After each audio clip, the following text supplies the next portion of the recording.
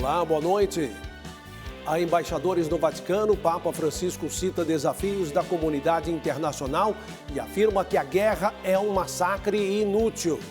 Pontífice mostra-se preocupado com os dramas humanos e recorda a festa do batismo de Jesus Cristo. Membros da presidência da CNBB iniciam visita anual aos departamentos vaticanos e ao Papa. Um ano do 8 de janeiro, chefes dos 3 poderes realizam solenidade de reintegração do patrimônio público. Missão Jesus no Litoral reúne milhares de jovens em vários estados. Dia do Fotógrafo. Nossa equipe conta a história de profissionais apaixonados pela fotografia. E veja o resumo do acampamento para as famílias na Canção Nova. A serviço da vida e da esperança, está no ar o Canção Nova Notícias.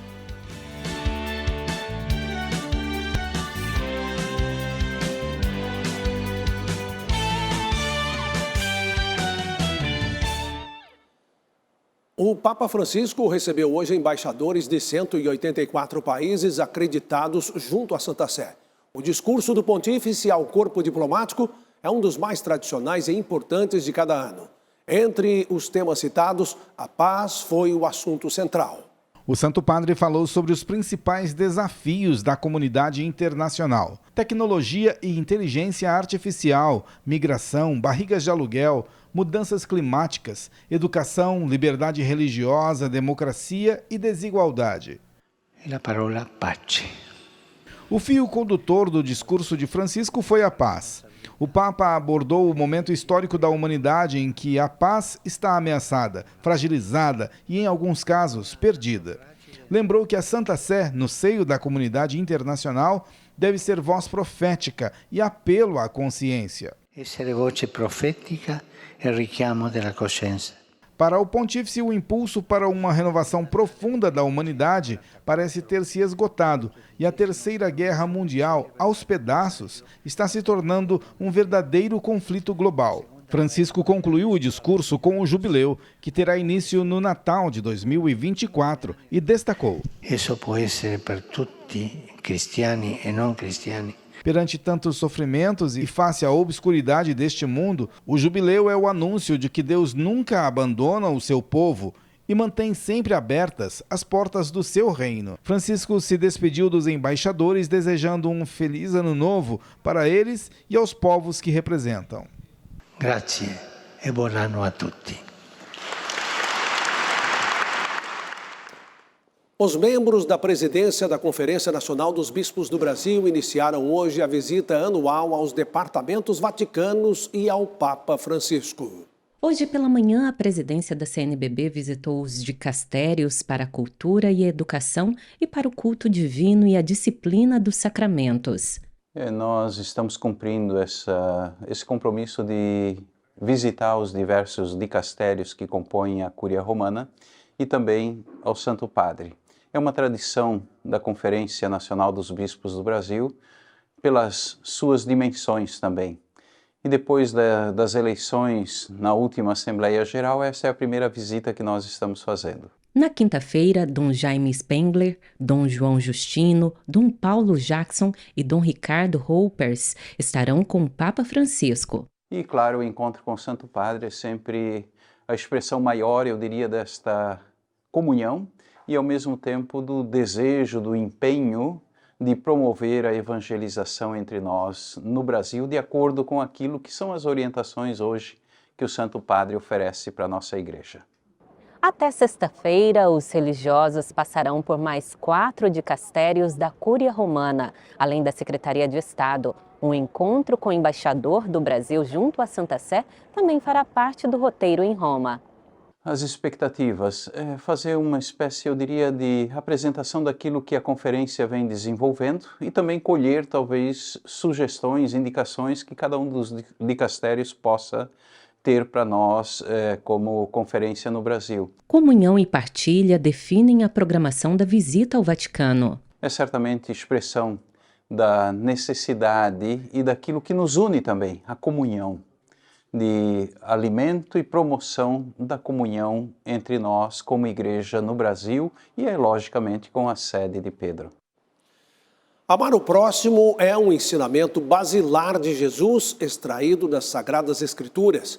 Motivo suficiente para que nossas ações sejam amparo a pessoas em situação de vulnerabilidade. Uma questão de humanidade. Recentemente, o arcebispo de Belo Horizonte, Dom Valmor Oliveira de Azevedo, reforçou o pedido de ajuda a esses irmãos. Em apenas 8 dias, algumas regiões da capital mineira registraram quase metade da chuva esperada para o mês de janeiro. Para quem está em situação de rua, o período chuvoso é sinônimo de perda, tanto de roupas quanto de cobertores. Por isso, a doação é importante nessa época do ano. Em Belo Horizonte, as doações podem ser feitas na acolhida solidária Dom Luciano Mendes de Almeida, que atende diariamente esse público.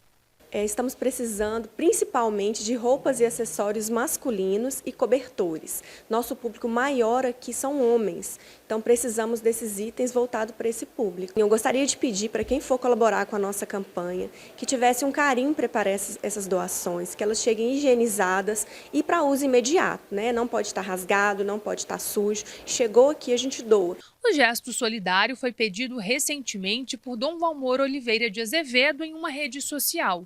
O arcebispo de Belo Horizonte escreveu sobre a importância de se compadecer por quem vive o sofrimento de não ter lar, uma roupa limpa e seca ou um cobertor quente.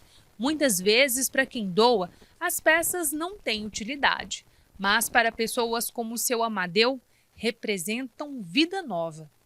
Foi realmente difícil porque mole a gente não consegue colocar para secar. E às vezes tem que dispensar. E quem pode doar, ajudar alguém é muito importante para nós que vivem nessa situação, não só como a mim, todos que vivem passam por isso. Vamos chamar a Arielle Prado, que traz para nós agora a previsão do tempo para amanhã. Arielle, boa noite para você. Oi, Reinaldo, boa noite. Boa noite para você que acompanha o Canção Nova Notícias. A combinação de calor e umidade favorecem a formação de nuvens carregadas em toda a região sudeste do nosso país. No estado de São Paulo, tem risco de temporais que aumentam no fim do dia. E há possibilidade de rajadas de vento que podem variar de 50 a 71 km por hora em alguns municípios do interior. Na área central de Minas Gerais e também no Espírito Santo, o sol aparece. As temperaturas nesta terça-feira estarão assim. Mínima de 23 graus e máxima de 37 no Rio de Janeiro. A chuva diminui no sul gaúcho. No extremo sul, nessa pontinha laranja do mapa, o tempo fica firme. Já no Paraná e também em Santa Catarina, o tempo fica instável e tem pancadas de chuva a partir da tarde e tem risco de temporais. O céu fica com nuvens e também chove a qualquer hora do dia entre o norte de Mato Grosso, Goiás e no Distrito Federal. Em Brasília, as temperaturas vão estar assim, mínima de 19 graus e máxima de 26.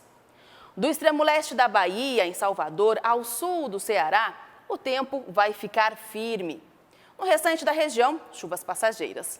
E o tempo fica instável em quase todo o norte, com chances de chuva a qualquer hora. O tempo fica firme somente aqui em Roraima, com máxima de 36 graus.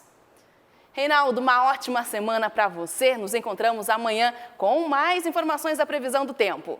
Obrigado, Arielle. Ótima semana para você também. Olha, a Renovação Carismática Católica está promovendo nesse período de férias diversos encontros que reúnem milhares de jovens em 13 estados. É a missão Jesus no Litoral.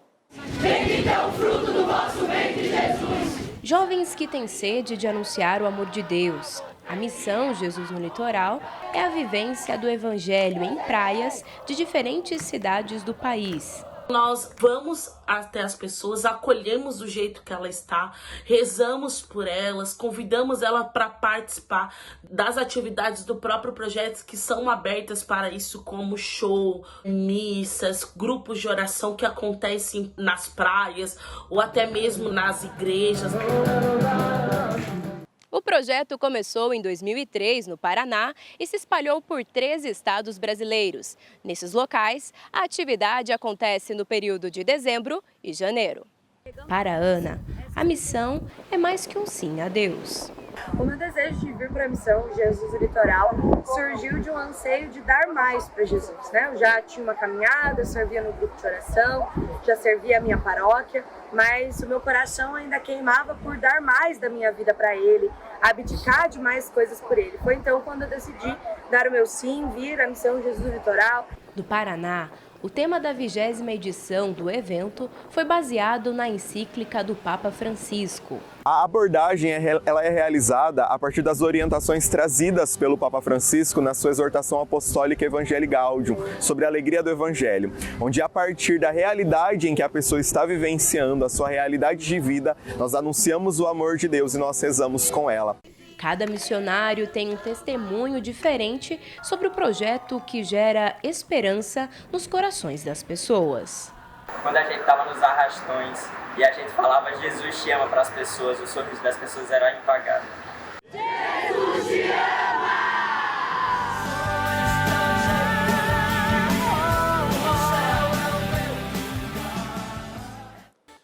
Olha, hoje faz um ano que o Brasil assistiu aos atos de vandalismo nos prédios dos 3 poderes em Brasília.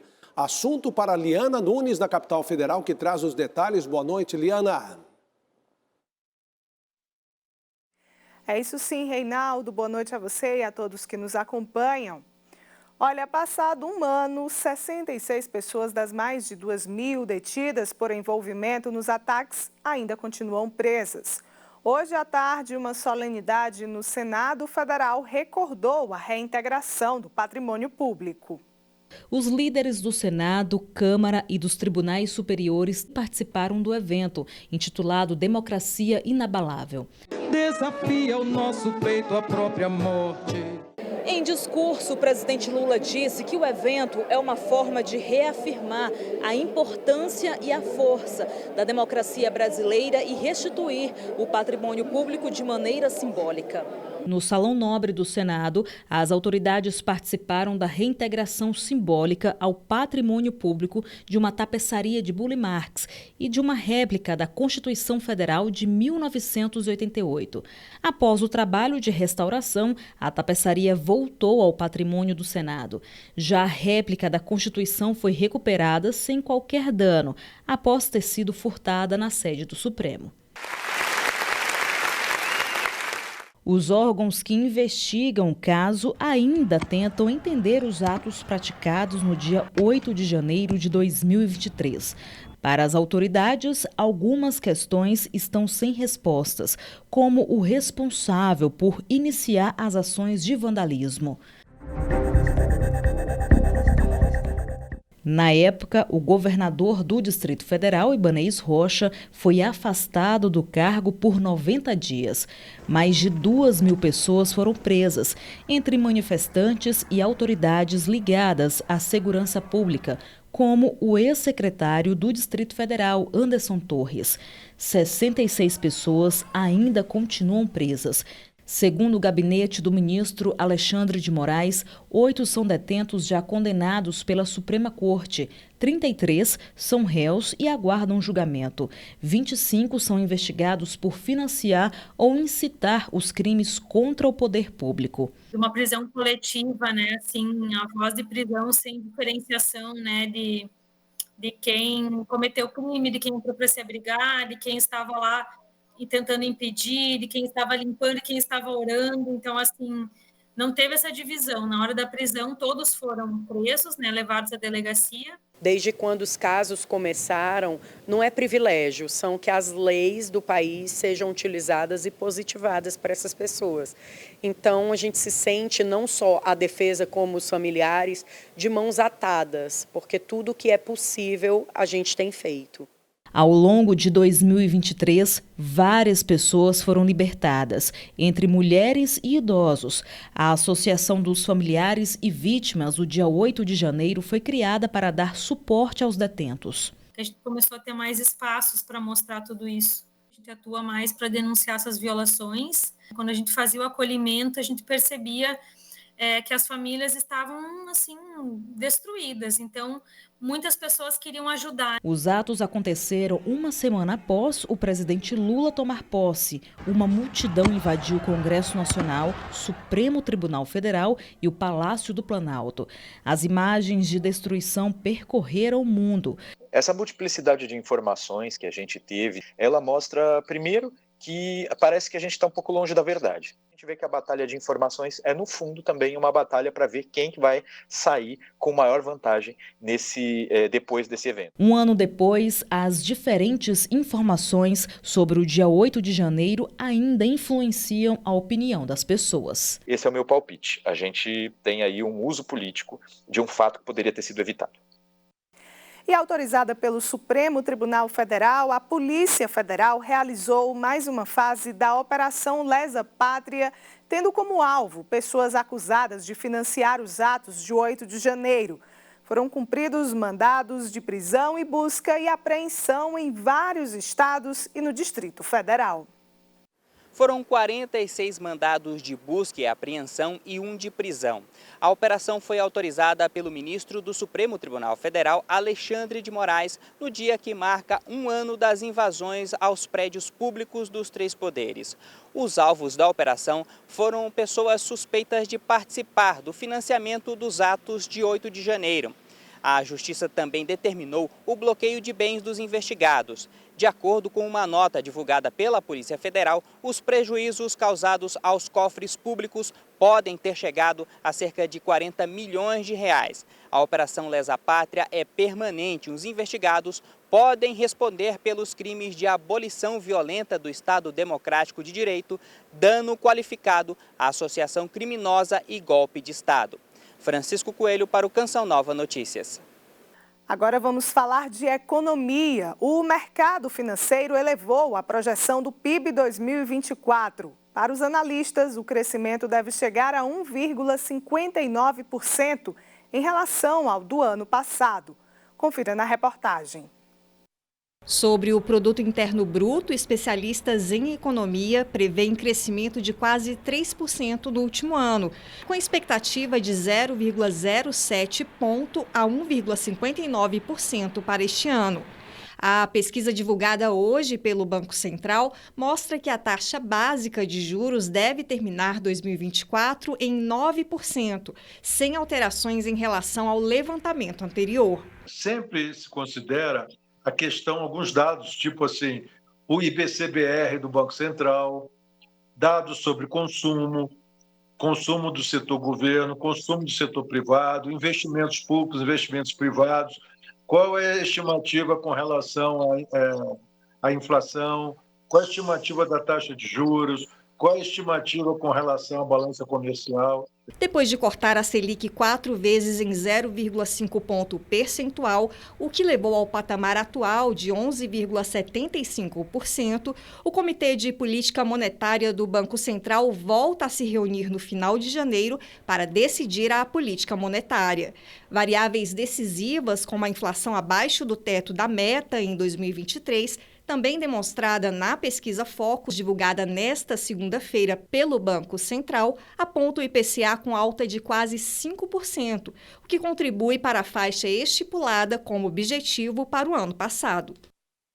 O domingo terminou com um grave acidente na BR-324, na região norte da Bahia. Um caminhão de frutas bateu em um ônibus de turismo.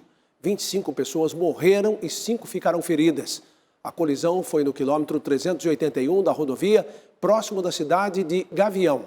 A Polícia Rodoviária Federal só conseguiu liberar a pista 7 horas depois do acidente, às 6h30 da manhã de hoje. A Prefeitura de Jacobina decretou 3 dias de luto oficial no município. O Pix, bastante utilizado pelos brasileiros, vai servir este ano para os motoristas quitarem débitos de veículos em São Paulo. Sidney Fernandes traz mais detalhes para a gente. Sidney, boa noite. Bom início de semana para você.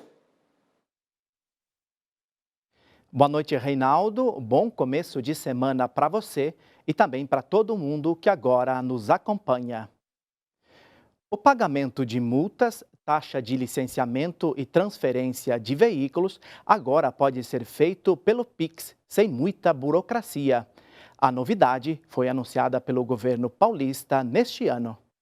Agora, os proprietários de veículos do estado de São Paulo precisam de poucos cliques para resolver pendências, mas é preciso se programar. Quando você vai guardando, você consegue chegar a pagar com Pix. Agora, quando você não tem condição, você tem que chegar e pagar de outra forma, né? Ou parcela, faz alguma coisa. A ideia é que o pagamento de multas, licenciamento e transferência de veículos facilite a vida dos proprietários, que desde o ano passado já tinham essa opção para quitar o IPVA.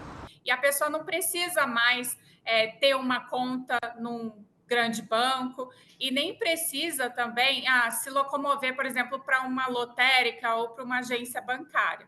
Então, a pessoa agora consegue, pelo portal da Fazenda, né, emitir aí um QR Code Pix, e a partir desse QR Code Pix, o pagamento ele pode ser feito de forma totalmente digital no aplicativo financeiro de preferência da pessoa. Para Everton, a nova forma de pagamento ajuda, já os valores. Tudo é absurdo, né, cara? É só cobrança aumentando e dinheiro que é bom para nós, nada, né? Deveria ter redução, né, dos valores, né, que é absurdo, né? O Departamento Estadual de Trânsito reitera que os valores arrecadados com os tributos e multas têm um destino importante. Nós temos aí um programa que chama Respeito à Vida, onde parte desse recurso é revertido aos municípios para que os municípios façam investimento em várias áreas, educação, infraestrutura.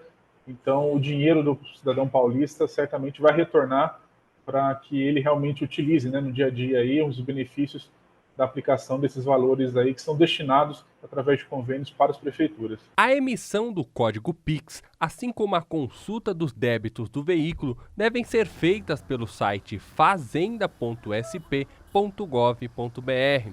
A pasta alerta para os cuidados com fraudes e golpes. Lá a pessoa vai encontrar o caminho para a emissão e só pode emitir por lá. É muito importante deixar claro que a gente não envia, QR Code por carta, não envia QR Code por SMS, e-mail. A emissão só é feita no site oficial da Secretaria da Fazenda. 8 de janeiro é uma data para recordar o talento de profissionais que têm o dom de eternizar momentos e fatos importantes do dia a dia. Estamos falando do fotógrafo que aqui no Brasil passou a ser homenageado em 1840, ano em que chegou por aqui a primeira câmera fotográfica.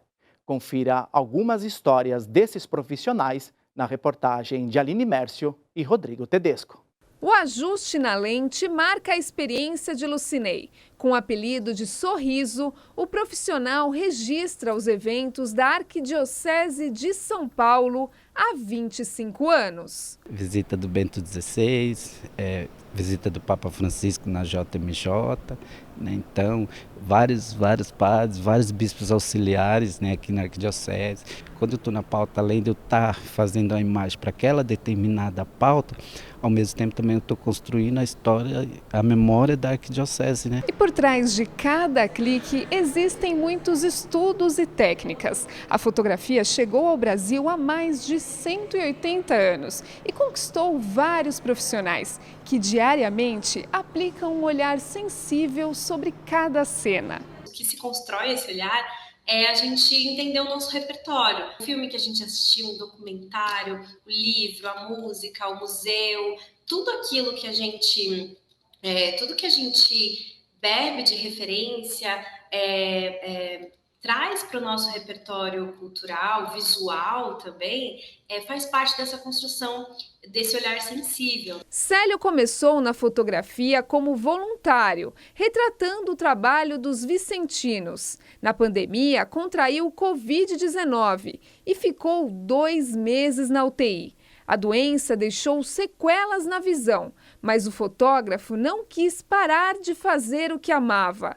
Contou com a ajuda da esposa para continuar o ofício. Eu não enxergo o periférico do lado direito, então tem que virar o pescoço para mim ver alguma coisa.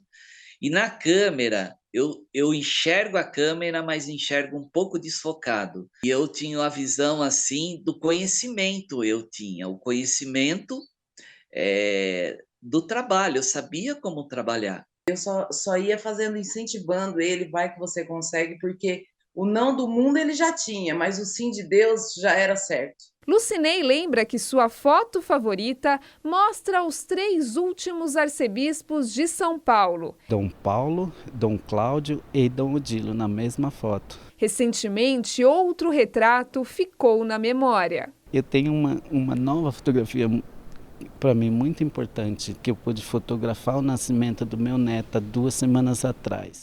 O Papa Francisco mostrou-se nesse fim de semana preocupado com os dramas humanos e na oração do Ângelus recordou a festa do batismo do Senhor. O Papa Francisco fez alguns apelos aos fiéis. O pontífice pediu orações pela libertação das pessoas sequestradas na Colômbia e citou a população atingida nos últimos dias pelas inundações no Congo.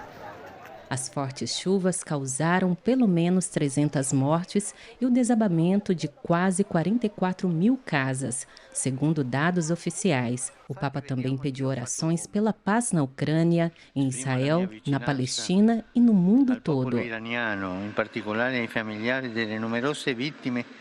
Durante a celebração do batismo do Senhor na Capela Sistina, o Santo Padre cumpriu a tradição iniciada em 1981 pelo então Papa João Paulo II e batizou 16 crianças, filhos de funcionários do Vaticano. Elas receberão o mais belo presente, o dom da fé, o dom do Senhor, declarou Francisco. Eu te batezo em nome do Padre, do Filho e do Espírito Santo. Aos peregrinos reunidos na Praça São Pedro, Francisco refletiu sobre a festa do batismo do Senhor, comemorada hoje no Brasil. Destacou a importância do sacramento e o episódio do batismo de Jesus. O povo vai para ser batizado com humildade e Jesus também vai, inaugura seu ministério e mostra o desejo de estar perto dos pecadores. No Evangelho de São Marcos, João Batista reconhece publicamente Jesus, afirmando que seu primo batizará no Espírito Santo. As Sagradas Escrituras também evidenciam: o próprio Espírito desceu sobre Jesus como uma pomba, e a voz do Pai proclamou Cristo como Filho amado. No batismo, Deus vem a nós. Ele purifica e cura nossos corações. Faz de nós seus filhos para sempre, seu povo e sua família, herdeiros do paraíso. O Papa ressaltou que todo cristão deve recordar a data do próprio batismo. De acordo com o pontífice, este é um novo aniversário porque com o batismo nascemos para a vida de graça. Por ocasião da solenidade da Epifania, no sábado, o Santo Padre também rezou a oração mariana do Ângelus, com os milhares de fiéis presentes no Vaticano. Francisco recordou que a Epifania significa a manifestação do Senhor a todos os povos, personificados pelos magos, que encontram Jesus e oferecem-lhe ouro, incenso e mirra. O Papa sublinhou: em Jesus menino, vemos Deus feito homem. Francisco disse que é preciso encontrar tempo também para olhar as crianças, os pequenos que nos falam de Jesus. Se ficarmos diante de Jesus menino e na companhia das crianças, retomaremos o caminho de forma mais simples e melhores, como os reis magos. Saberemos ter olhares novos e criativos diante dos problemas do mundo, destacou o Papa.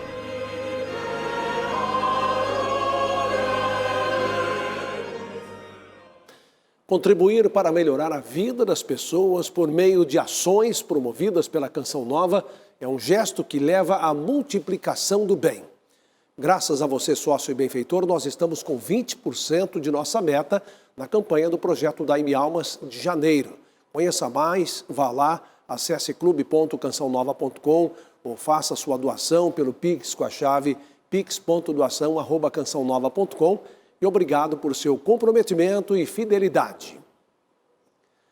Olha, milhares de famílias costumam visitar a Canção Nova em janeiro. É um dos lugares mais procurados por fiéis e peregrinos de todo o país. Somente no ano passado, mais de 180 mil pessoas estiveram na Chácara Santa Cruz, sede da comunidade. Tiago, Andréia, Maitê, Lorena e as avós, Maria do Socorro e Maria de Leusa. saíram de Recife, em Pernambuco, para passar as férias na Canção Nova. A gente sempre teve um sonho de vir, mas minha mãe não gosta muito de viajar. E aí, dessa vez, ela disse que queria vir, mesmo com os problemas que tem no joelho, e quis vir, e aí estamos nós aqui. Maria do Socorro realiza o sonho de estar na Chácara de Santa Cruz pela primeira vez. Eu já com 71 anos, não vou operar o joelho para ficar boa. Então tem que vir assim mesmo, com as dificuldades. Para a psicologia, viajar em família durante as férias, por exemplo, é oportunidade para criar memórias, estabelecer roteiros, ensinar a planejar, realizar esforços em conjunto e fortalecer laços. E porque somos seres família, nós podemos desenvolver mais. Quanto mais parcerias nós temos, e a família é a principal parceria que cada um de nós tem, não importa onde nós estamos, mais longe nós podemos ir. Assim como a família de Tiago, muitas outras passam pela Canção Nova no mês de janeiro. A programação de férias inclui momentos de espiritualidade em um ambiente fundado para acolher e evangelizar. Nesse mês de férias de janeiro nós temos muitas atrações de eventos. Temos um encontro totalmente de jovens, que é o Revolução Jesus, contando com as atividades radicais, que é feito na nossa fazenda. Temos depois o Kairos com o nosso querido Padre Marlon Múcio. E nós temos, para fechar o mês, o encontro do Instituto Hesed, estando conosco aí todo final de semana. Foram 2.850 quilômetros para chegar até aqui, mas ao pisar neste local... Fico procurando as coisas que eu vejo... Na TV. Na TV, né? O estúdio onde grava o programa Sorrindo para a Vida. Achei muito bonito o santuário, a missa também foi muito bonita. Esse espaço aqui da Mãe Rainha também é um espaço muito bonito. Canção Nova, eu acho que toda família deveria conhecer ou pelo menos assistir. Essa programação permite que você possa viver realmente a Canção Nova, né? Não só vir e conhecer a estrutura física, mas você viver esses momentos que se programam para vir aqui a Canção Nova, para poder curtir tudo aqui. E nesse fim de semana, o acampamento para as famílias reuniu na Canção Nova fiéis de todo o Brasil que vieram vivenciar um encontro pessoal com Deus. A importância da oração como base familiar fez parte das reflexões. A palavra de Deus é o alicerce para as famílias, berço de todas as vocações. Jesus que é a rocha, é Ele que cura, é Ele que liberta, é Ele que salva. Então, quando nós colocamos o Senhor no alicerce, através de algumas oportunidades que Ele nos dá, são elementos para ajudar as famílias a construir um alicerce sólido, e a partir desse alicerce construir as suas vidas. Aí sim elas serão famílias fortes. As lágrimas expressam a emoção do reencontro com o Senhor. O perdão traz a oportunidade de viver algo novo. Já os detalhes mostram que o amor é capaz de fortalecer a fé. Desafios, dores, lutas, sonhos, fracassos, preocupações, tudo isso a gente encontra respaldo na igreja. A igreja nos dá os sacramentos, a igreja nos dá as orações, a igreja nos dá a convivência com os irmãos para suportar esse trabalho necessário e desafiante que é conduzir a família para o céu. No acampamento, as famílias estreitam laços e se edificam por meio da oração. A adoração ao Santíssimo e palestras fortalecem as raízes. Afinal, ser família é estar a serviço do amor e da vida. A gente nem estava preparada para vir. Deus é tão maravilhoso que Ele providenciou com a sua divina misericórdia. Sim, o casamento não é uma coisa fácil, né? A gente vive realidades com tristezas, alegrias, discussões, mas o perdão, a reconciliação, o amor faz com que a gente continue sempre unido, né? E a nossa família só é feliz com Deus, né? A pequena Antonella nem entende o real significado do encontro, mas os pais acreditam que a vivência religiosa deve começar desde cedo. A primeira catequese a gente faz em casa, né? A igreja me deu minha esposa, a igreja me deu minha filha, então a gente desde o comecinho sempre busca trilhar esse caminho, né? A vida em família ela é maravilhosa e quando você deixa o sobrenatural agir, é uma missão de vida, sabe? E como a família é a base de tudo, o cantor Márcio Todeschini dividiu o palco e a missão de evangelizar com os filhos em um show oracional. A vida é caminhar, sou peregrino. caminho do amor vou semear. O Canção Nova Notícias fica por aqui. Assista a seguir ao vivo de São Paulo a transmissão da Santa Missa. Boa noite, paz para você.